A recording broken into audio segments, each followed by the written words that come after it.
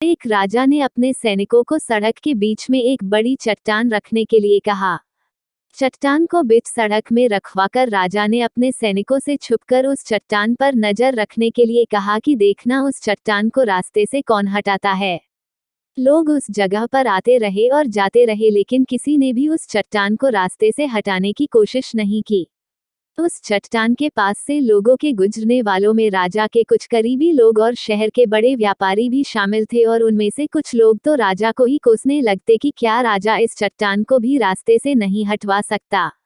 लेकिन किसी ने भी उस चट्टान को रास्ते से हटाने का प्रयास नहीं किया। ऐसा काफी दिनों तक चलता रहा।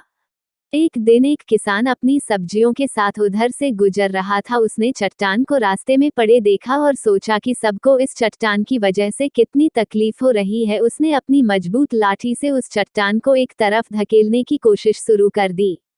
काफी कोशिश के बाद वह उसे सड़क से हटाने में कामयाब हो गया।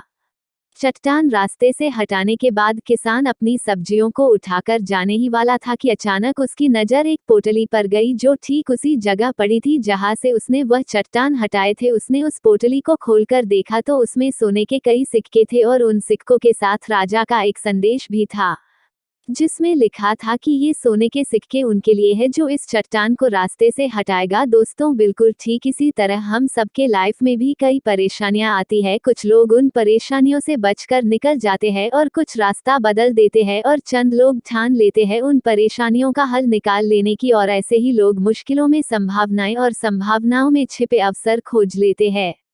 मजबूत इरादे और नेक दिल के साथ किए गए कोशिशों के परिणाम हमेशा ही अच्छे आते हैं। इसीलिए जीवन के परेशानियों से घबराओ मत, बल्कि उन परेशानियों को हल करने की कोशिश करते हुए जीवन सफर में आगे बढ़ते